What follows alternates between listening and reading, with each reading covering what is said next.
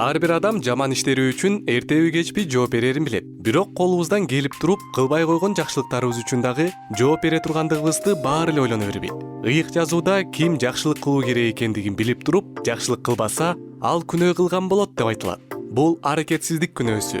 Эмне үчүн биз жакшылык кылуудан качабыз? Мунун 5 негизги себеби бар. Биринчиси кайдыгерлик. Бизге баары бир болгондо.